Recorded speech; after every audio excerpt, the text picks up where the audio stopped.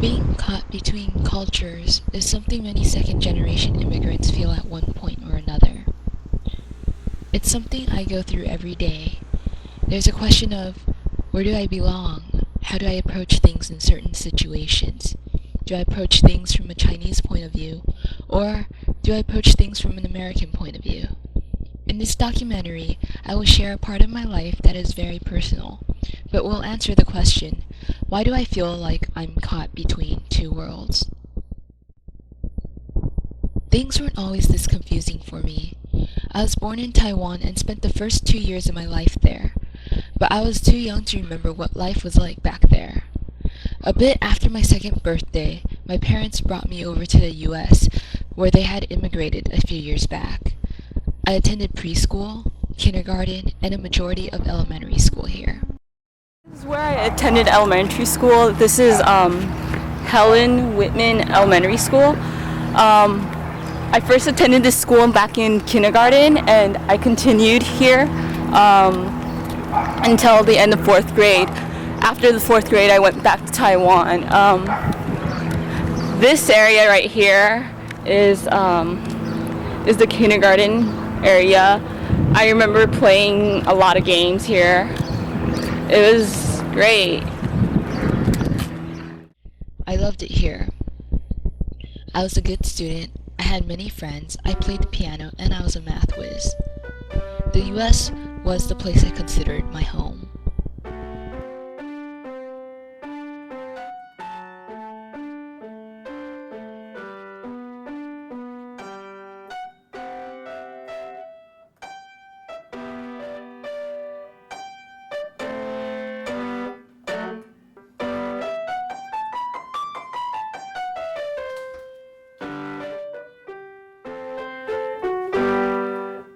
Things changed dramatically for me after the fourth grade. My parents came up to me and told me that they were sending me back to Taiwan to basically learn to read Chinese, write Chinese, speak Chinese, learn about my culture, and instill some Chinese values within me.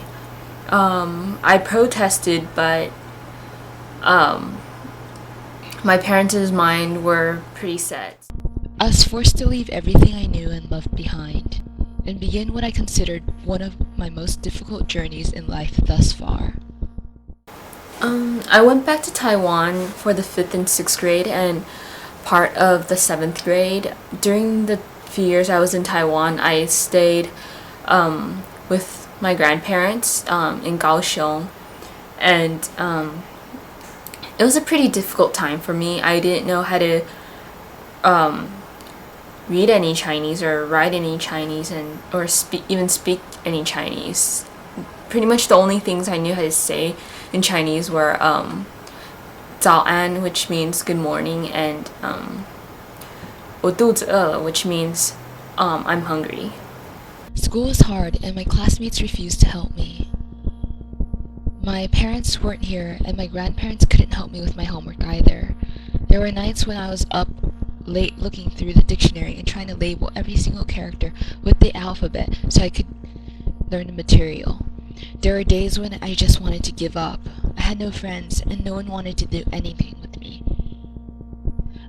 I remember one time a classmate came up to me and she just stuck out her middle finger and said, "Fuck your mother." She said it repeatedly. I asked her if she knew what she was saying, and I asked her to stop, but she wouldn't. She just kept going and going.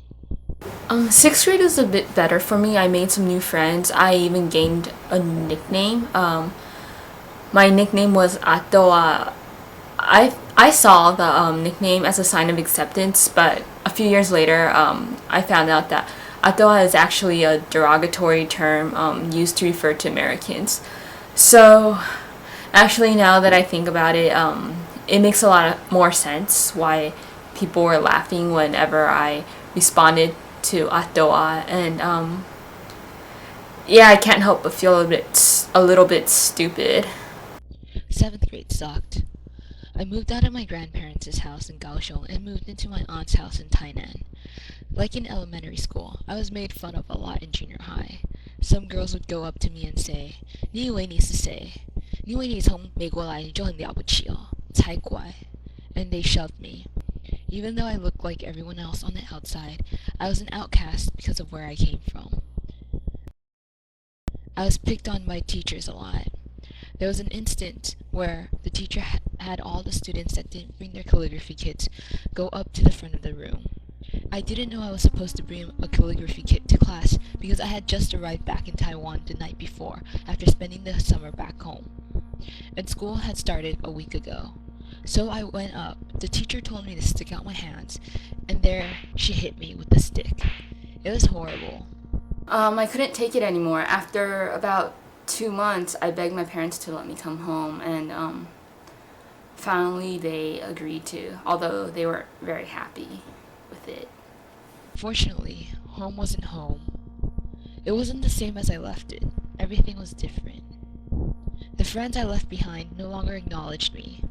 I was again thrown back into a world full of name-calling and torment. People called me a fob and wanted nothing to do with me. So this is where I went to junior high school. It's Carmelita Junior Middle School. Well, it's middle school now, but it was junior high school back then.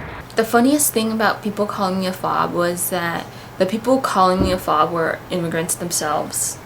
I come from a predominantly Asian town, and so I find it kind of ironic that I was being called a fob.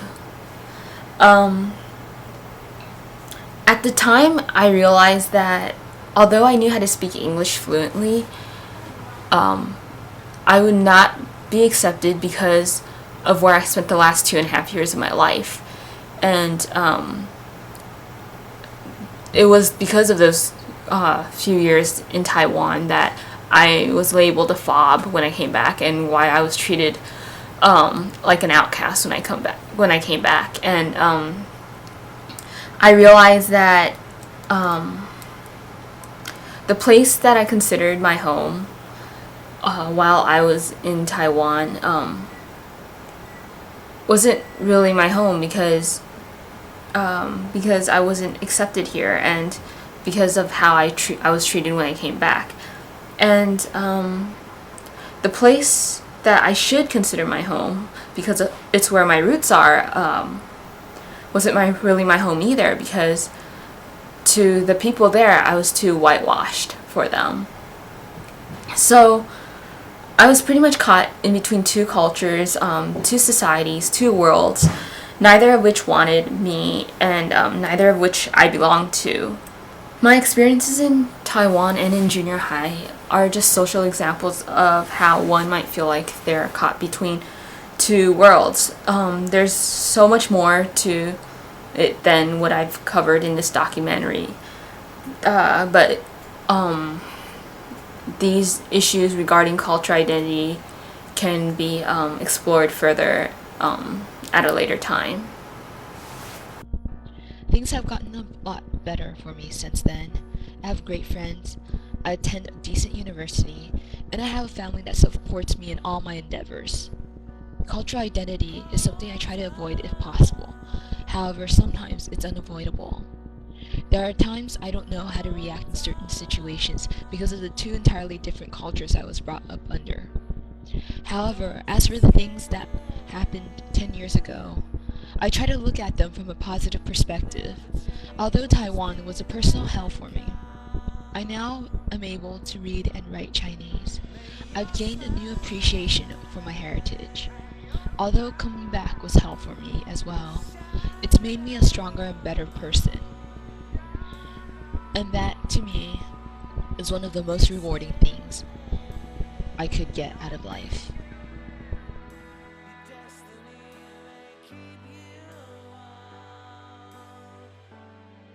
Cause I